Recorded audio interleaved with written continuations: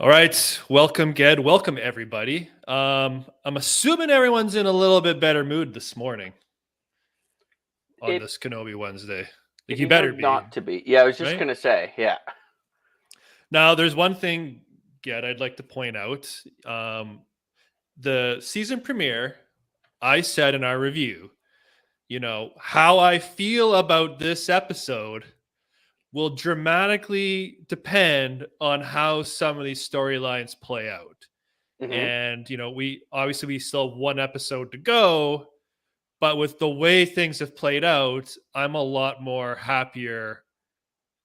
Like, don't get me wrong, like, we have stated, I think you and me have been very positive on the series. Like, our gripes have been small and just little silly things, but for I feel for us, lots of the world seems to can't let those little things go and seethe with rage.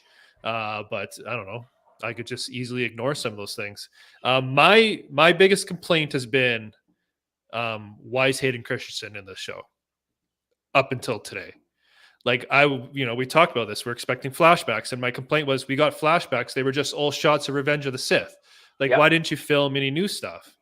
Um, As soon as I saw that part, all I could think about was the shit-eating grin that would be on your face, and I loved yeah, when they explained what it actually was because I've never seen any portion, whether it's I don't believe anyway, whether it's animated or live action, of anything that had to do with the elusive Jedi trials.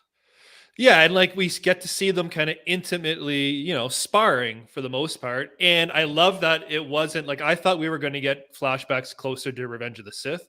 Like, this is Anakin, like, Padawan haircut. Like, this is Attack of the Clones, like, hmm second movie flashback, which I thought was really cool because it gives a sense that, okay, this Anakin we're seeing is actually a lot younger, right? Like, this is Anakin slaughtering the Sand People type age. Yep. So it was great to see. And I love, the way they staged the flashback is it very much echoes the beats as what's going on present time. You know what I mean? Yep. Yep. It's The about present fight. all, they're fighting and they're, Obi-Wan's teaching lessons, and essentially those same things run their course through the episode, which I thought was a really cool way of doing it. Did you Um, pick up on the fact that they were not just sparring, that was part of the Jedi trials? yeah. I thought that was awesome. So for now, a Padawan, you will remain. And there was such incredible symmetry there between, like you said, how the fight was developing in real time versus how that sparring went. And it just goes to show that he's really, oh, there goes Hugo. It just goes to show how stuck in that mindset he still is, how he really has not evolved. Yeah. And like, Yeah. the prequels do a good job of showing it too, on how Anakin, and even the Clone Wars series as well, right? He's very emotional. He's doesn't, really let things develop and think. He's just straight to action, Yeah. which Obi-Wan uses against him in this episode, right? To, kind of flawlessly. Although I will say, we'll get into it, obviously spoilers, big spoilers, but Vader slash Anakin's not too far behind, it seems, as far as, battling of the wits. So let's just hop right into, we start with Hayden Christensen. Let's just stay there. So we got a ton of great, not only the Hayden moments, but we got the Vader moments. And my biggest applaud for this episode is making Vader not only, obviously seem like that big bad guy, very evil, yada, yada, yada, but the power that he has and the showcasing that he is just levels above everyone else who's kind of the pawns hmm in all this scheme. When he, at first I was like, this is kind of like, I thought it was setting it up for, I was going to have a major groan moment when, she's like, oh, I have Obi-Wan captive in there, and it's like two stormtroopers. Obviously Obi-Wan's going to easily dispatch them. And when he gets out there and the ship's taking off, I just had that moment of like, Empire Strikes Back, when Vader gets there out there just too late and the Millennium Falcon takes off, hmm but just immediately just force That was grabs it, insane. slams it Yeah, to the that was ground. so good. And then not only that, that when he just rips it open like a can opener, I was like, oh man, Vader's just about to murder all these fools. But then they obviously have like the little psych out. There's a second transport behind that does get away. That's kind of more of a plot device to keep the story going. But I love that the way they threw that first part in, it very much makes Vader seem not like this little, not this imbecile villain that's, you're always going to get away from, you know what I mean? Like he's very much powerful and on the case. And then we get, Reva comes for her moment that Obi-Wan told her to do, and he saw it coming a mile away. Yeah. And he Do you think he always knew she was a youngling? Yeah. Well, yeah. That's how he would have turned her.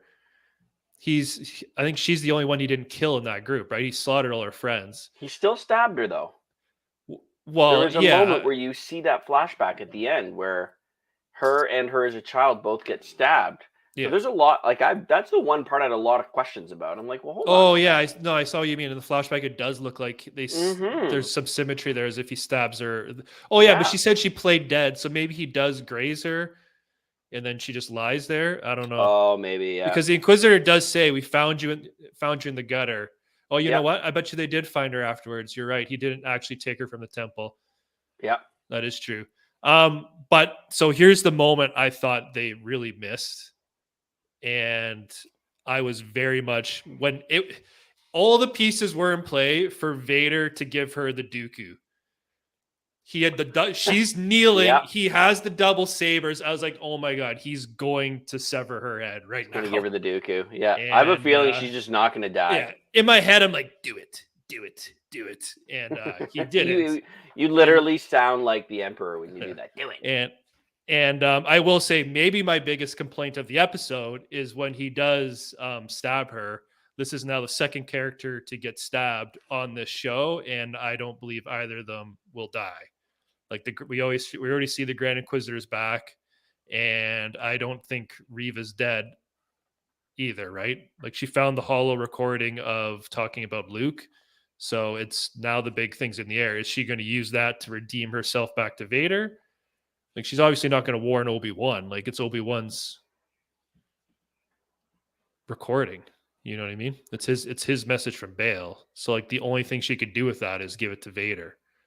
And with that ominous shot on Luke, it makes it seem she's going to try to I have something left for you, which I think I don't know how I feel about that. I wish they would have just ended it right there with her. Yeah.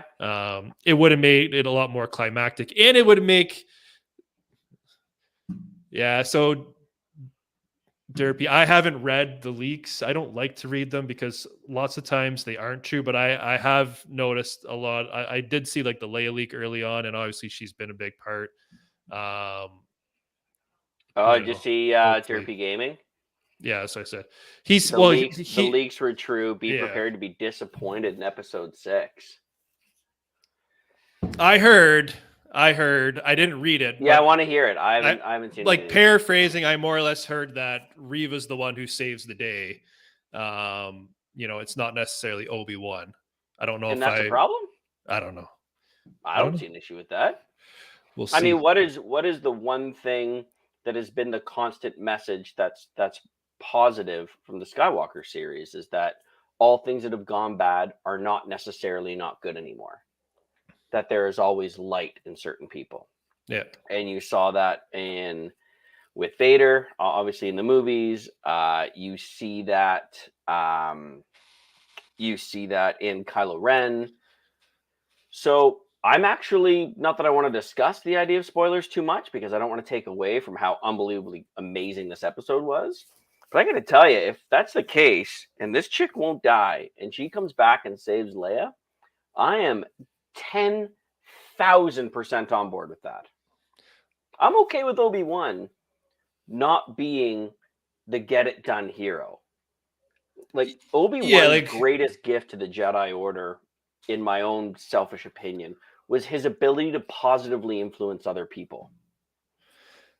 Yeah, like if Reva essentially gets redeemed, right? I could be okay with that. My concern is, again, I haven't read the leaks, but if she's going to use that thing of Luke to get back in Vader's good graphs, like, are we just going to do this whole thing again? Like, Vader Yeah, runs in a circle and that then I she hope tries it's to not the kill him case. again. Yeah, Like, if yeah, it yeah. does that, then that's just It won't. silly. It won't because Vader holds grudges too much. There's Yeah. no way. But in this episode itself, though, again, I thought the Vader fight with Reva was very well done. He didn't even have to use his lightsaber. He just That like is a full out force pushed her saber all the flex. way. Like, he just completely dummied her. And I love the Grand Inquisitor coming back, and the fact that he was pretty much, I don't know when he came back, but obviously him and Vader were like, he's like, this third sister's a little out of line. This is what happened, stuff like that. And Vader, I feel, was just setting her up the whole time. Yeah. Which works for me. And then it also answers everyone's question about the Grand Inquisitor. Did you like the flashbacks with Reva and Anakin slaying children again? I did, because it was no longer Revenge of the Sith. And I understand there could be some people that don't necessarily like how he was de-aged. And for all of those hypercritics, if you're at an 8, you need to take it down to a 5. This is genuinely what the majority of the Star Wars fan base wanted to see. I thought they did it really well. The cinematography in a moment at the end where he is, sorry, this is jumping, I apologize. There's a moment with a flashback of Anakin at the end of the trials where he says, "A Padawan you shall become," and he's standing there and half of his face is dark and the other half is shining blue off the lightsaber. That is an image. Yeah. It is so good. But in terms of the going back and the slang and the way they did the flashbacks, I thought it was brilliantly done. Yeah, the other thing, what does Stacy have to say here? Yeah, it kind of did. I actually had that thought myself. When they're beating down the door and they're all just sitting there, it did kind of feel like Last Jedi-esque, and they're just waiting around. And then when the door is open and it's just Kenobi, it kind of mimicked that Luke Last Stand a little bit. Yeah, and there's also a flashback of Escape through the Millennium Falcon where they run in kind of just not quite fast enough. Yeah. But I love how they spun it. And you talked about it earlier, how Vader literally held the ship. Yeah. And then they used it as a decoy instead. I thought that was pretty cool. I love it. It wasn't what I expected. And if I could be surprised in Star Wars, it's always a good thing, as long as it's obviously good content, right? A guy full on expected that ship to just go and Vader to just stare at it and just yell at somebody. So the fact that he just was a menace through it was great. The other kind of Star Wars theme they pulled in, I thought we got a lot of Rogue One. And I say that in regards to the what was her name, Tala and the robot. It very much reminded me of K2SO's Last Stand and Cassian a little bit. Robot more or less sacrificed herself, gave her a shield, and she realized she wasn't making it out, so she did the old aliens move in the vent. You could be hypercritical and say she was way too dramatic about waiting to throw it.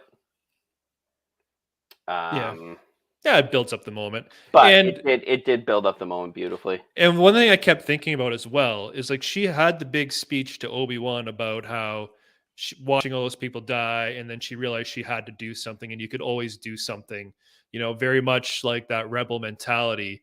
And, Obi-Wan's obviously trying to help now, but I can't help but feel like it feels weird then for Obi-Wan to just go back and be a hermit after, like, seeing the struggle that's going on in the galaxy, how many people out there actually need help, and that he could actually do something. But he's going to eventually just give it all up again and be a hermit. Again, protecting Luke's important, but nobody's looking for Luke. So and that's why I don't know how it's going to play. This whole thing with Tatooine at the end of this episode, I mean, they've gone off one part from the original canon with the familiarity between Leia and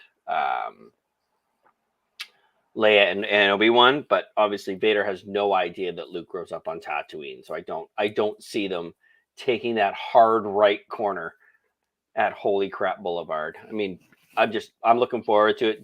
Derpy, I understand that you probably think that you're going to be disappointed. I mean, I can't wait for the rating part of this in the next couple of minutes. And regardless of how I'm not looking forward to the next episode as the last episode as a grand finale. I'm more so curious to know if they're going to end the story or if they're going to leave it open for more.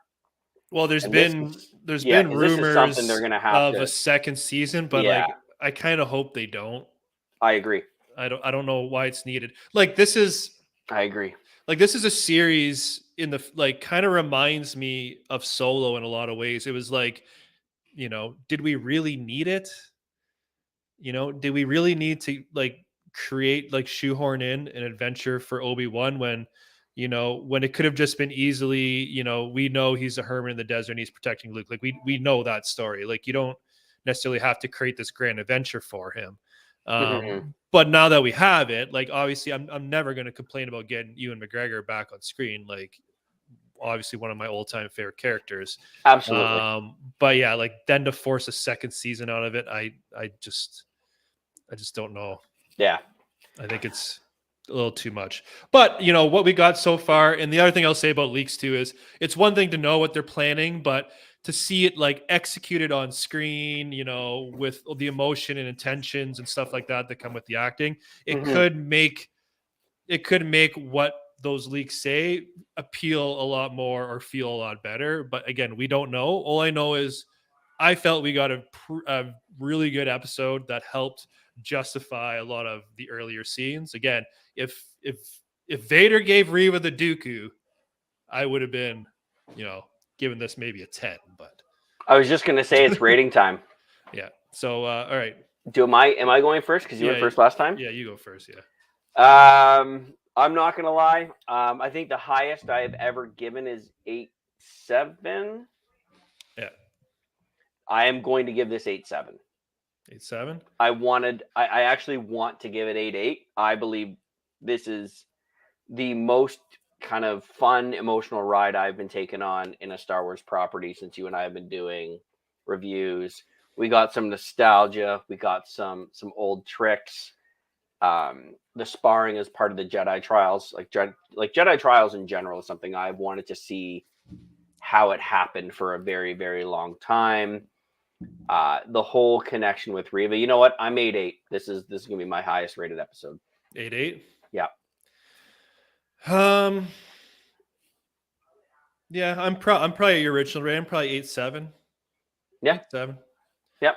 Again, that's one of my highest reviews. I think it's really good. Again, it's not a perfect episode, but it's entertaining. It's moving the plot forward, and we finally got our two main characters front and center. So I think everyone has to be happy with that, and it's setting up majority. It should be all Obi-Wan and Anakin as well the next episode, and I hope the flashbacks continue as well. And I hope some things that weren't leaked, right? He sees, I don't know if that Jedi symbol he saw carved in the wall was Quinlan Vos again, but if it is, that's the second time we see a reference to Quinlan. Would we potentially, if we get a Quinlan Vos cameo, man, showing up, I'll be through the moon. But we'll see. But anyways, I think that does it for us. Let us know in the comments, everyone, what you thought about this. If you were negative on this show coming into this episode, does this episode change your opinion at all? Or are you still kind of, on the fence? I think we're both positive. So I hope everyone's enjoying it, and we will see y'all next Wednesday. Okay. For the finale. Yeah, man. Okay. Peace out, everybody.